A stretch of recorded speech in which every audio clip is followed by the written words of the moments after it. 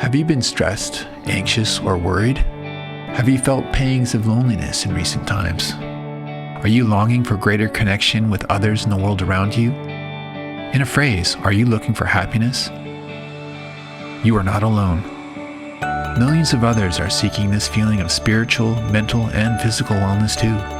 This podcast explores the underlying causes of unhappiness and shares with us the secrets of rewriting the frequent thoughts and redirecting the common behaviors that keep us in that state.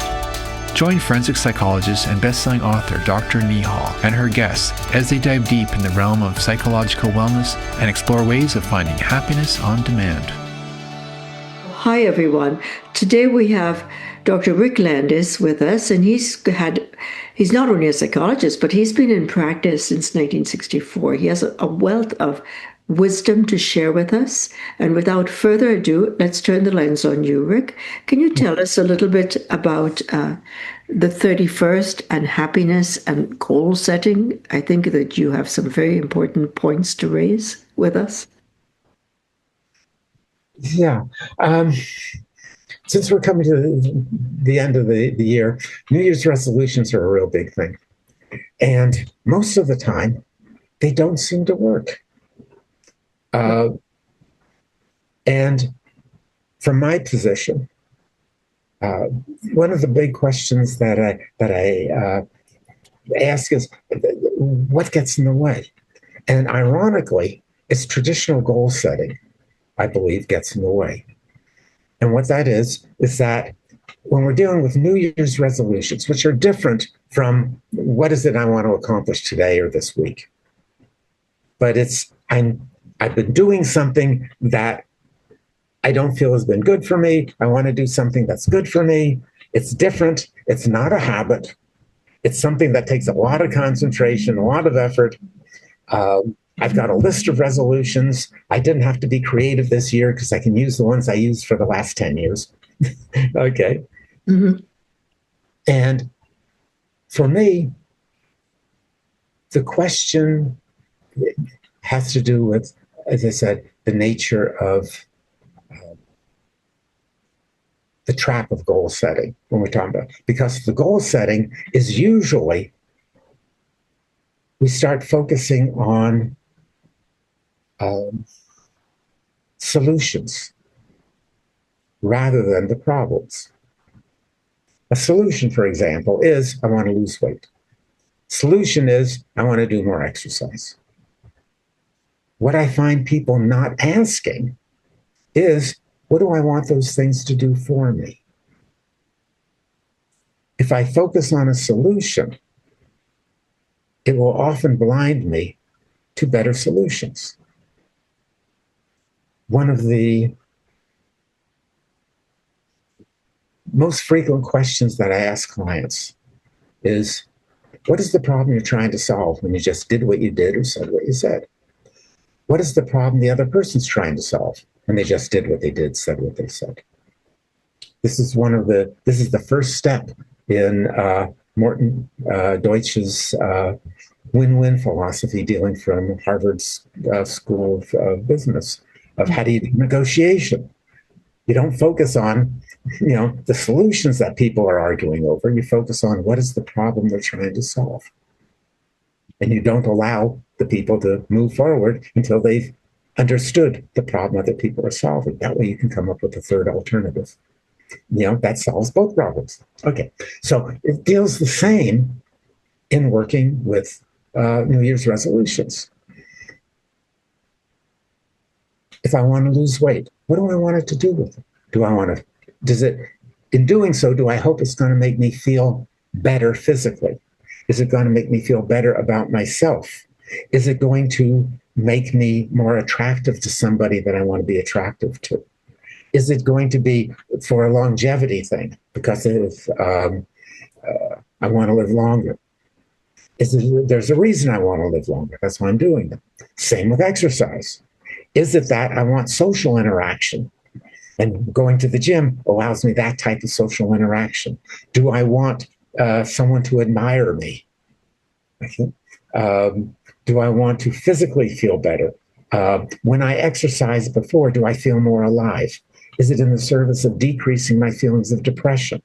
Is it in fact slowing down Alzheimer's, which exercise has been shown as one of the things that slows down the projection of the moving forward of Alzheimer's?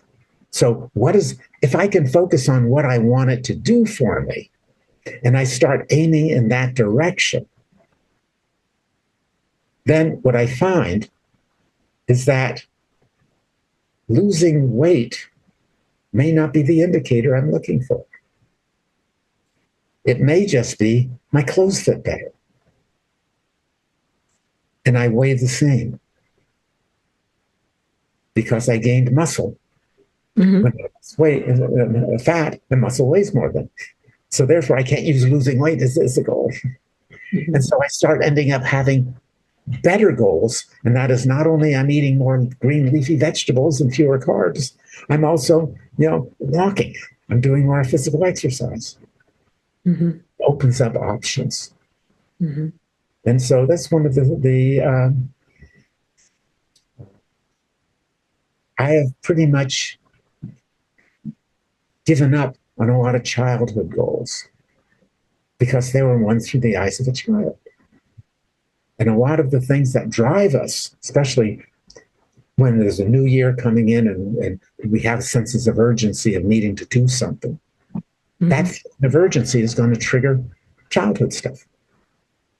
And therefore, I'm going to be stuck in the tyranny of a child's decision of how I'm going to deal with it. So what would be a solution from your point of view for your clients if they come to you and say, well, my goal is to lose weight, and yes, you go through these questions with them, and then what would you suggest some ideas or some steps that our listeners can use themselves? My experience, looking back over 5 decades. Time goes quickly when you're having fun. Yeah. Looking back over that, the most frequent thing that it actually comes down to is, how do I feel about me? Correct. Yeah. And so what people can do for themselves is a little bit different than if a client comes in. Okay, I'm an Ericksonian. Okay, so my whole thing as an Ericksonian is you create a brand new theory for each person who comes in. And therefore, it gets to be a lot of multi-pronged things, sort of thing. We can't do that. Okay, let's go. What it is that I would suggest people to do, which is it's a bit larger than techniques. Yes. I would encourage them to explore just some basic stoicism, stoic philosophy. I'm not talking about stiff upper lip, okay? That's not stoicism, okay? Stoicism, if you had to reduce it to its essence, one of its main pillars is control. What do you actually have control over? And the answer is not much.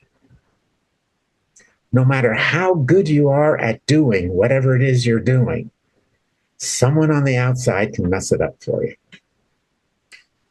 If you are the best archer on the planet, everyone agrees on that. At the moment you release that arrow, you have lost all control of the arrow. Okay. A pigeon could land on it. Okay. Some college prankster could move the target just as you let go. Someone who's being oblivious can walk in front of that target at the wrong time, and that's going to smart. That's going to hurt. However, you're not hitting the bullseye does not define whether you're a great archer. What defined you as the great archer was your intention to become a great archer. The amount of energy you put into that intention, mm-hmm. and the value system that you had, that is an evolving value system. That drove both of those. Those three things are the only things you have control over, period. And they're all internal. Your intention, out of all the energy you have, how much do you dedicate to that intention? And what is your value system? Getting in touch with that allows you to understand if you're making a resolution. Is it something that you want to have happen? Something you'd like to have happen? Something you think you should do? Something that you think you have to do? In any of those cases, the probability is you won't do it. Eventually, it's going to peter out. Because I have yet to hear someone say, you know what I should do? That isn't followed with, but I don't. Mm-hmm. But if we understand that we have to walk in with an intention,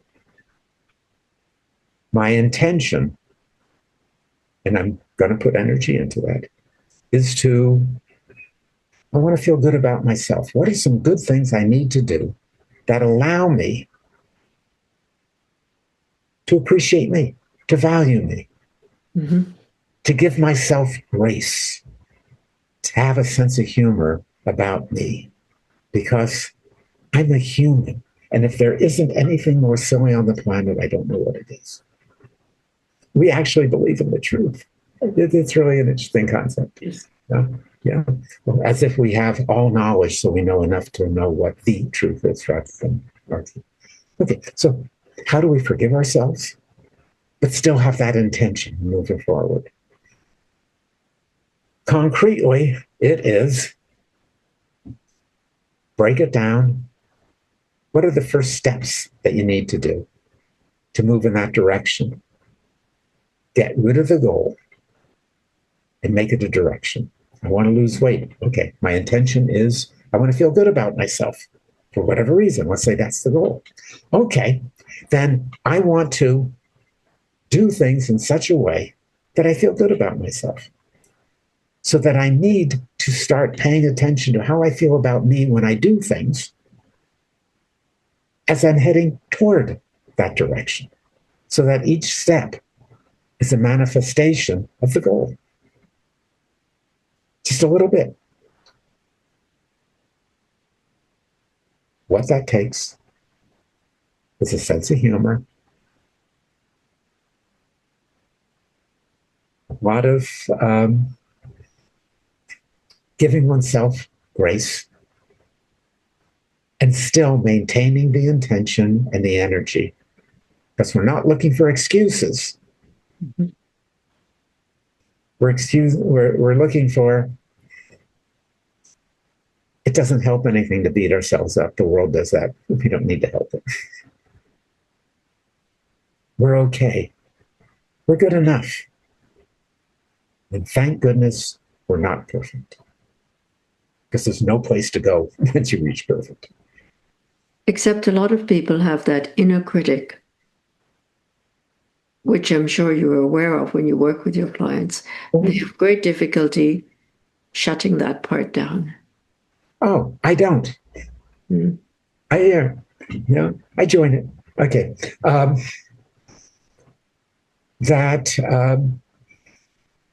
Because you talk about compassion and forgiveness, and those are fantastic things to do. And the inner critic will come in and say no. Okay, listen to what you said. Mm-hmm. The inner critic, as though it's a different part of you. Mm-hmm. Well, let's go pretend it's part of you. Okay? Inner critics and all of that are things that I call motor affect motivational programs. Okay, looking at I'm a neurologist. Yes. Yeah. Okay. Neurologist at the company.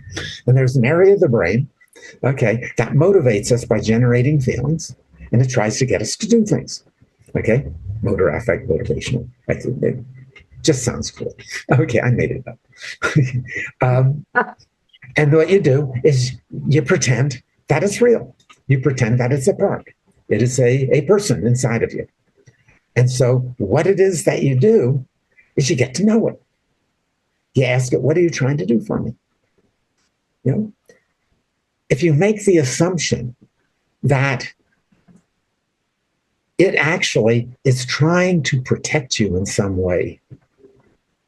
It's trying to do something positive. Remember, you have to make that assumption. I don't say it's true. Yes. You make the assumption. Okay, so if you make the assumption that it's really trying to help you, and unfortunately, it doesn't know who you are, it knows who you used to be, and it's using old tactics to try to get solutions that were appropriate then, but may not be now. So if you go and just talk to it, and you go, I know you're trying in my best interest. You're trying to help me. Okay? So my apologies, for fighting you, because I don't understand you. Now that confuses everything. If you do that, literally, I have experienced when people just do it spontaneously by themselves, 8 out of 10 times, they feel a feeling in their body just go, yes. Tension drops. It's like someone knows I'm not a bad guy. Okay, we're talking to a thing. It's a part of me. Okay, but I'm pretending it's a separate entity. Pretending. Okay. And I say, so help me understand what you're trying to do for me. How old were you when or how old was I when you were created? They'll tell you. You'll get a sense. You may even hear it as a voice. If it's talking to you in the negative stuff, it can talk to you on the other stuff. And it does. And then what you do is you interview it. And you ask, what were you trying to do? What was necessary? If you want to confuse the heck out of it, all you have to do is ask, how old do you think I am? Most people get a kick out of this because it's never their current age. And then you break the current age to to that part. Okay. And what you end up doing is you end up negotiating, helping it understand who you are today, having it look through your eyes, and not necessarily do anything different for a week or two. Just look through my eyes. And if you have any questions about what's really going on, ask me. And people will often find spontaneously, as they're going about their life, they'll look at something and go, I wonder what that is. As if something asked a question. And what they find is that urgency starts dropping out. If you can develop a relationship with those voices, then what you will find is you've got something that it's an asset, not a liability. Mm. So how do you make friends with all of you? Yeah, and this goes way back to, Watkins ego state therapy, and it even goes into some NLP stuff and it does, yeah, systems and all of these things. There isn't anything new. There's just variations on the same thing that's gone way back. Yeah, that's, if you look at IFS and what Dick Schwartz is doing, how is that different than what we've known in the past? It's the same. It's just a different flavor. Yeah, well, it is, and it just gives a different language doing it, because one of the main questions that I asked from childhood that's been driving me is, what does it mean to be human? Okay. And what it means to be human is a need for an incredible sense of humor. It's that we're not resilient. That's a myth. We're adaptive. We don't get over things. We get through them. You get over the flu. But any social or life interaction things, you are not the same person on the other side of it. You've adapted. You've learned new things. And that's what gives us our strength, our power, as beings. The problem is we take it too seriously. Like we're looking for the truth. Kind of a sidebar. One of the concerns I have is when people start attacking science because it's not telling the truth, that they keep changing their mind. And that's the nature of science. Science asks the easy questions. How? Not why. But they're asking how. How does something work? Yes. And depending on the tools that they have, they make the best guess. When they're talking about brains, okay? During the time of Aristotle, this. Okay. During the time of Aristotle, when they talked about brains, they had different metaphors for that, very much. When they were talking about Oh, let's look at Freud. Everything was in terms of hydraulics, steam engines, and that sort of stuff. Okay, but it was hydraulics because that's what they know. Today, we talk about it's like a computer and it's programmed, and it is not like a computer and it is not programmed like a computer. It is very different from that in functioning, but the metaphor still allows us to kind of wrap our heads around it. Mm-hmm. Okay. That, so having a sense of humor about having the truth is less important than having curiosity. Agreed. Yeah, because truth is a dead end. Curiosity keeps you alive. So instead of why, you ask how. Yeah, yeah, yeah. Well, I have found, especially if people are upset, why is rarely ever a question. It's usually an accusation. When someone says, why are you being a jerk? They are not asking for information. That sort of thing. So don't ever answer a why question. Ask for clarification. Okay.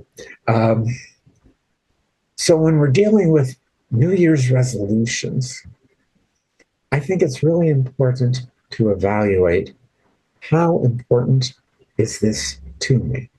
What is the problem I'm trying to solve, and how important is that problem? Do I really need to solve that problem this way? Are there other ways of doing it? If I want to feel good about me, do I have to look at products in order to do that? If I do, I'm in deep trouble because my products are always flawed, unless I'm really making products that don't make any difference. Mm-hmm. But the ones that really make a difference, they're always flawed. So if I'm looking at products to make myself feel good about myself, that is the cheapest form of self-esteem. There are two forms of self-esteem. One form of self-esteem is that I feel good because the products that I value, that I have created, are valued by someone else who I value, and they value my products too. Well, that's a convoluted phrase, but it's basically production. The other self-esteem, which is far better, is, do I like myself? Do I get a kick out of me? Not that I'm perfect, not that I don't make mistakes, but when I look at me, do I make me laugh? Comes back to humor. Yeah. Well, humor is wonderful. The core of humor is connection. Humans laugh when they connect. If you go to an airport and in all the crowd, you notice somebody you haven't seen since high school, and the person turns their head and they lock eyes with you and they notice you and they recognize you. What's the first thing the two of you do before you do anything else? You laugh. Ha! It's the body's way of expressing connection. What's the joke? Okay, you got a stand-up comedian. He's telling you a story, and it's headed in a particular direction, and you're going with it in a direction, and then all of a sudden, the storyteller makes this unexpected left turn. We call that the punchline. Okay, and there's this moment of confusion because he's changed the meaning of everything. And then all of a sudden, you reconnect with the storyteller. And it's that reconnection and the greatest amount of disconnection that occurred that generates the greatest amount of laughter. Laughter is always connection. When you have people who have inappropriate laughter, they are trying to develop connection. They're asking for connection. That's what the laughter is about. So if you can laugh at yourself, what you're doing is you're generating an inner connection, not with giving yourself permission to be less than what you would like to be, but recognizing it's a journey and that what you just did was silly. Let's try it again. I remember, because the silliness is wonderful. I remember early in my marriage when I would be upset with something that my wife did. And I, as the therapist and as the Dr. Landis and all this sort of hoo-ha, would say, I think we need to sit down and talk. And I'd sit down and we'd start talking. And she would look at me with her eyes open, just sort of staring, watching, not really moving, just sort of looking. And all of a sudden, I started listening to myself. And I'd look at her and I'd go, I'm earning my jerkhood, aren't I? She goes, yes, but you're adorable. And we both laughed, reconnected, and moved on. So again, humor helps. Humor. If you really want to have joy in your life, I'm not talking about happiness. Happiness is way overrated. Okay? Marty Seligman, the guy who developed positive psychology, when I was talking with him, one of the things he said, that he felt really bad about the fact that he started focusing on happiness, because that was one of his big mistakes, because it's so fleeting. That contentment is now much more important, because that's much more long-lasting and all that. Well, that's got staying power to it. Yes, it does. Mm-hmm. Yeah. Happiness is when you anticipate a positive experience and it turns out to be greater than you had anticipated, you get this spike we call happiness. But it's a spike. Okay? It's a burp. Okay? You can make it last as long as you want, but when you notice it's like a dream, the more you move, the faster it goes away. Okay? But contentment lasts. But Marty, as you know, is a depressive sort. Yeah. So it was sort of, how do I get out of this? How do I develop techniques? And it's more of, how do I develop an attitude that leads to, this is a lot of the conversations that we have, of how do you develop an attitude and an intention that leads to being content. And we came to the same conclusion, and that the primary avenue is gratitude. Mm-hmm. Which brings us back to the Stoic system of the second pillar that drives it. And it says, he who dies with the most toys still dies. It's a process. So what are you going to do in between? Since everybody's going to hit the same waterfall, you just don't know when. It doesn't seem to be happening now, so let's have lunch. Mm-hmm. That you don't worry about it, since it's inevitable.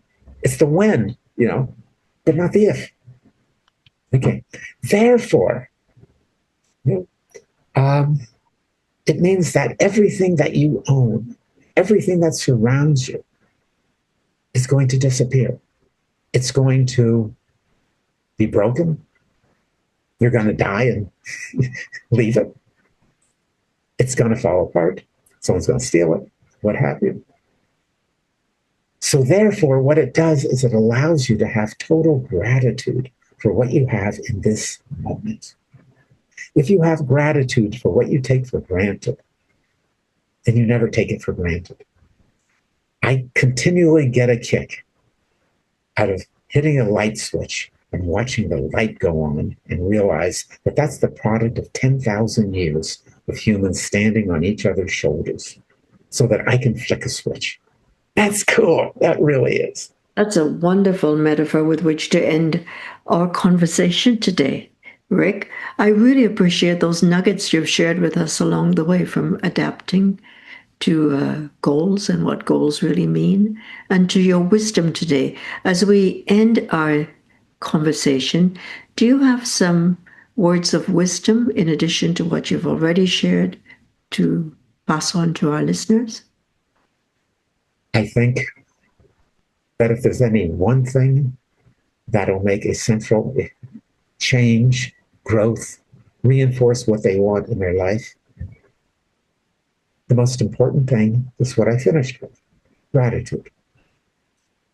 If you can look at something and recognize how amazing it is, look at a palm tree and just go, that is amazing. It's doing the same thing that a fir tree does, that an apple tree does.